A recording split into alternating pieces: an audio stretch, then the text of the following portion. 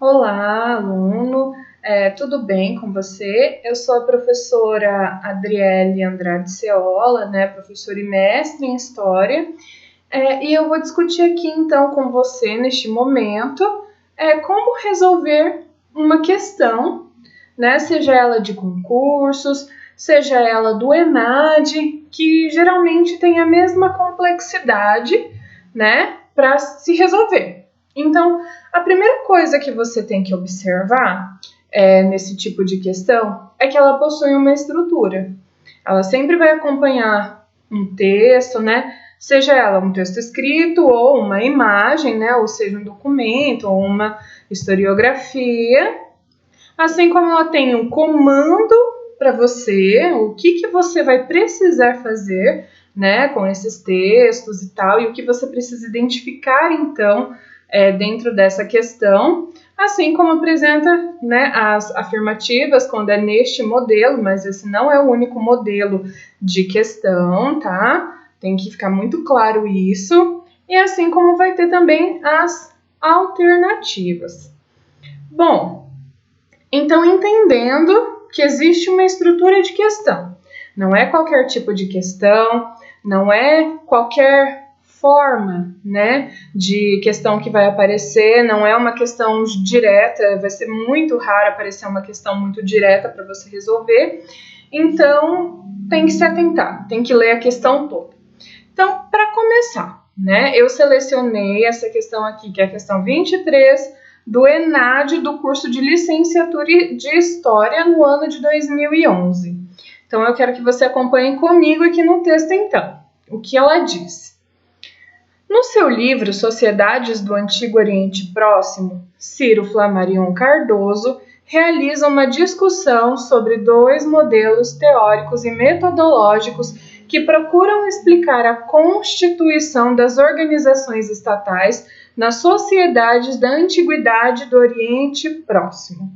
Na sua explanação, o autor demonstra a inviabilidade da aplicação da chamada hipótese causal hidráulica, elaborada por Carl Whitefogel, e a retomada a partir dos anos de 1960 do conceito de modo de produção asiático, conforme o trecho reproduzido a seguir. Entre os marxistas, o livro de Whitefogel que provocou grande indignação, constituiu apenas um entre muitos fatores que deram impulso à retomada do interesse pelo conceito de modo de produção asiático. Outros fatores foram a desestalinização, iniciada pelo 20º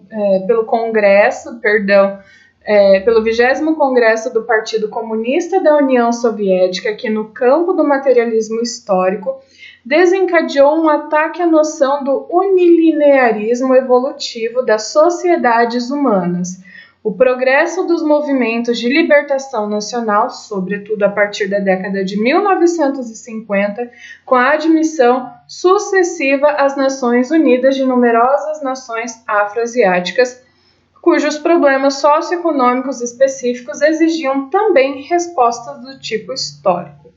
A ampla circulação do Grundrisse, texto de Marx praticamente desconhecido até a mesma década, bem como a republicação de seus artigos sobre a Índia e os escritos de Plekhanov, Varga e outros autores acerca das sociedades asiáticas.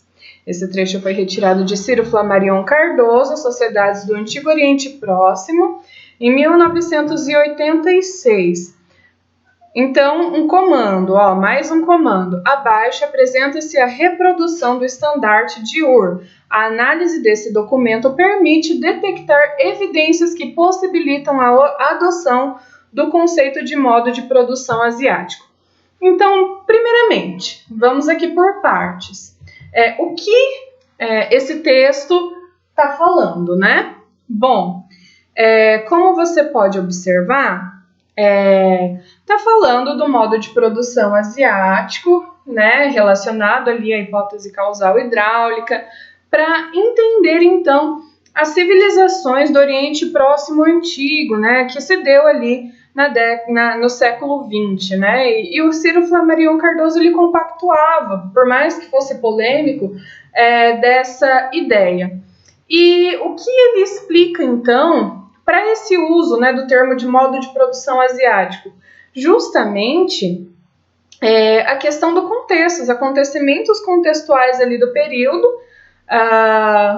que provocaram, então, esse tipo de interpretação teórica da sociedade, né? Bom, aí está o texto, então a gente vai passar aqui para a análise, né, da imagem, que é um estandarte da cidade de Ur, né? Vamos observar aqui por partes, tá? Primeiro, a gente vê na linha superior uma imagem maior, né? Aqui mais no canto à esquerda, em que ela está recolhendo, no caso, né, os donativos, com a auxiliar, provavelmente, de alguns servos, de alguns indivíduos da sociedade que são representados tão grande quanto ele, um pouquinho menor, se a gente observar bem.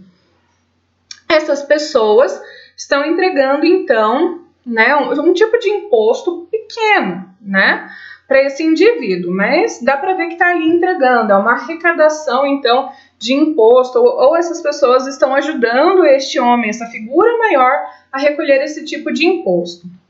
Na segunda linha, a gente pode observar que tem pessoas menores, né, que estão se direcionando até essa figura maior na primeira linha, e eles estão carregando, então, animais, sejam eles peixes, sejam eles, né, animais de gado e tudo mais, eles estão carregando, então, essa figura central aí maior, central não, porque não está no centro, mas essa figura maior ali do que os demais representados. E na última linha, aqui na terceira linha, a gente já consegue visualizar o carregamento de grãos, digamos assim, porque são sacos e que também estão se direcionando para na mesma parte superior. Bom, entendido então esses problemas, né, esses textos, essas imagens, vamos ler o enunciado da questão. Vamos lá. A partir do que foi exposto acima, avalie cada uma das afirmações a seguir. Vamos começar de novo. A partir do que foi exposto acima, avalie se cada uma das afirmações a seguir identifica evidências que possibilitam o uso teórico e metodológico do conceito de modo de produção asiático. Então, o que está pedindo? Para que você leia essas afirmativas e que você identifique, então, quais delas vão te dar as informações de que evidenciam, né, o modo de produção asiático, no caso, ali dentro da imagem, né, e do texto também. Então, vamos ler a primeira afirmativa, né? A ilustração mostra a elite estatal de Ur coordenando, disciplinando e dirigindo o trabalho dos camponeses e os recursos necessários para a construção de obras hidráulicas. Bom, como vocês já notaram, eu selecionei ali já as afirmativas que estão corretas. Então, essa não é uma afirmativa correta. Por quê? Se você observar a imagem, as figuras, né, centrais, né, a elite estatal de Ur, ela não está fazendo um trabalho, ela não está recolhendo, dirigindo os trabalhadores, ela está simplesmente recolhendo os impostos. Então, a partir da interpretação do texto, a gente já pode descartar essa afirmativa, certo? A segunda afirmativa, então, diz a seguinte, né, informação. A ilustração mostra uma distribuição igualitária entre os súditos da cidade-estado de Ur dos bens provenientes do comércio intercomunitário e dos tributos extraídos mediante a coação fiscal. Também não é uma afirmativa correta, porque, como você pode visualizar, em momento algum da imagem está passando uma redistribuição igualitária das produções, dos donativos, né? Mas sim está demonstrando um poder centralizado ali na figura maior e uma redistribuição proporcional com a posição social de cada indivíduo. Então, não está correta porque não é uma distribuição igualitária, certo? A terceira afirmativa, então. A ilustração mostra um grupo ínfimo que subordina a si o trabalho das comunidades pelas quais é sustentado e decide por todos. Este poder de decisão tende a se personalizar e ter como expoente uma pessoa só. Aqui, vocês vão poder então já observar que há aquela, né, tudo aquilo que a gente tem estudado, né, tanto em disciplinas de história antiga, quanto nesse material que, né, você está tendo contato de que o poder real, né, o poder central, ele era a personificação do Estado. Nesse sentido, né, tudo se centralizava nele, todas as decisões.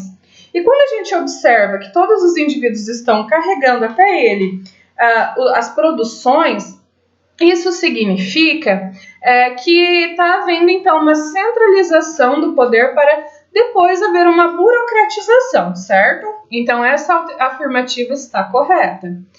Então, vamos ler a quarta, né? A ilustração mostra uma economia baseada na concentração, transformação e redistribuição dos excedentes extraídos por templos e palácios dos produtos diretos, em sua maioria membros das comunidades aldeãs. Está certo mais uma vez. Por quê? Porque, como é possível observar na imagem, essa figura maior central, ela está representada como um poder templário ou um poder palaciano. Isso significa que é uma centralização, né, uma concentração, uma transformação e redistribuição, então, das produções. Não é, né, como a gente está habituado hoje, em que cada um consegue aquilo que consegue comprar, né, que tem dinheiro para comprar. Não, era uma decisão que vinha dos estamentos superiores. Bom, então é uma alternativa correta, tá? Porque o personagem aqui central, que é o rei, ele está personificando, então, o poder ali do Estado. E a quinta afirmativa, então. A ilustração mostra que a imensa maioria da população se dedica às atividades agropecuárias, entregando parte do que produz ao poder central, mas essa população não participava das decisões comuns. Quando a gente observa, então, a imagem, isso fica muito claro. Por quê? A maioria dos indivíduos que está entregando, né, as suas produções para aquele poder central, para aquela figura maior, eles estão entregando animais, né, ou grãos, que são das produções agropecuárias, perdão. E isso realmente demonstra que eles não fazem parte das decisões comuns, mas, né, que essa decisão já foi tomada previamente e eles só estão obedecendo aquilo que foi imposto. Portanto, a alternativa correta é a E, né, que expõe as afirmativas 3, 4 e 5, diante de tudo que eu que eu expus aqui para vocês. Então, eu espero que tenha ficado claro. Eu espero que, para vocês responderem essas questões, vocês precisam se concentrar absolutamente, sem erro algum, na interpretação de texto, seja texto escrito, seja texto imagético, certo? Então, eu espero que vocês sempre tenham muito sucesso, né, em qualquer avaliação, em qualquer concurso que vocês se submeterem, e até mais!